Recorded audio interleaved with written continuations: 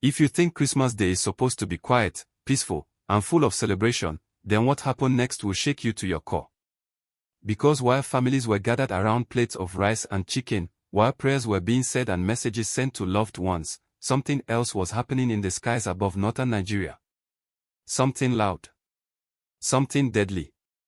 And something that has left entire communities staring upward in fear, wondering if they are next. This is not internet noise. This is not exaggeration. This is real, and it's unfolding right now. For days, headlines have been flashing warnings about growing fear among Muslims in rural northern Nigeria. At first glance, some people brushed it off as online drama. But once you dig deeper, the reality becomes far more unsettling. Because this story involves the United States, President Donald Trump, and a Christmas Day decision that has changed everything on the ground. Here's what actually happened. On December 25, 2025, the United States military launched a series of powerful airstrikes inside Nigeria. Not in a war zone declared by Congress. Not after weeks of public debate. But suddenly, and with devastating force. Tomahawk cruise missiles and armed drones struck targets in Sokoto State, deep in the northwest. Explosions lit up the night sky in regions where people had gone to sleep expecting peace, not missiles. Naturally, one question exploded across the country almost instantly. Why would the United States bomb Nigerian territory on Christmas Day? The answer came straight from President Donald Trump himself.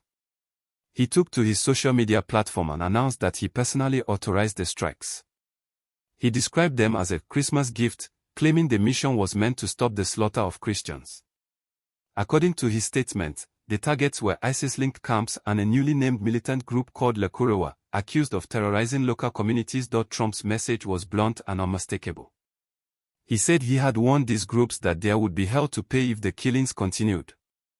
And on Christmas night, he said, that warning was enforced. But this is where the story takes a darker turn. On paper, stopping terrorism sounds like something everyone should support. No one wants innocent people dying. But the language used to justify these strikes sent shockwaves through Muslim communities across northern Nigeria. The emphasis was not on protecting civilians. It was not on restoring peace.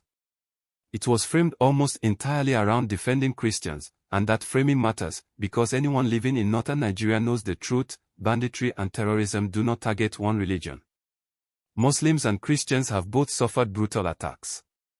Mosques have been hit. Muslim villages have been burned. Entire communities, regardless of faith, have lived under the same threat. So when a foreign superpower arrives with missiles and declares that it is acting specifically for Christians, fear spreads fast. In rural Muslim communities, people are not celebrating.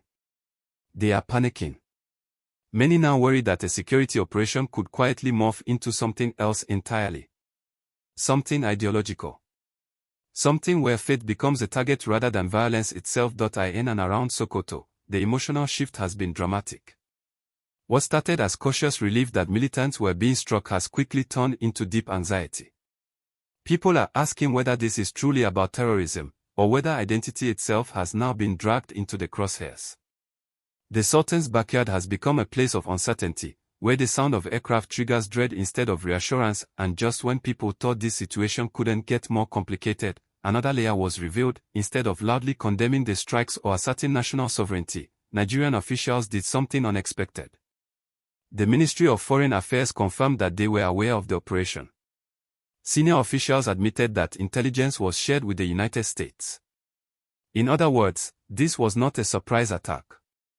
Nigeria gave approval. Reports suggest this cooperation may be tied to military deals, including access to advanced American weapons and helicopters.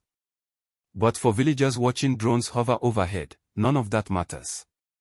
They aren't thinking about diplomacy or defense contracts. They are asking a much simpler question: am I safe? And then came the part that truly intensified the fear. Just days after the Nigeria strikes, on January 3, 2026, the United States launched another aggressive operation, this time thousands of miles away. In a midnight raid reportedly called Operation Absolute Resolve, U.S. forces abducted Venezuelan President Nicolas Maduro and flew him to New York to face charges. Let that sink in. Within the same week, the U.S. government bombed targets in northern Nigeria and seized the sitting head of state from another country. To people watching from rural Nigeria, the message was clear: unpredictability has become policy. If a foreign president can be taken in the dead of night, and missiles can fall on Sokoto during Christmas celebrations, then nothing feels impossible anymore. That sense of looming uncertainty is what has people truly shaken. It's not just about what has already happened. It's about what might happen next.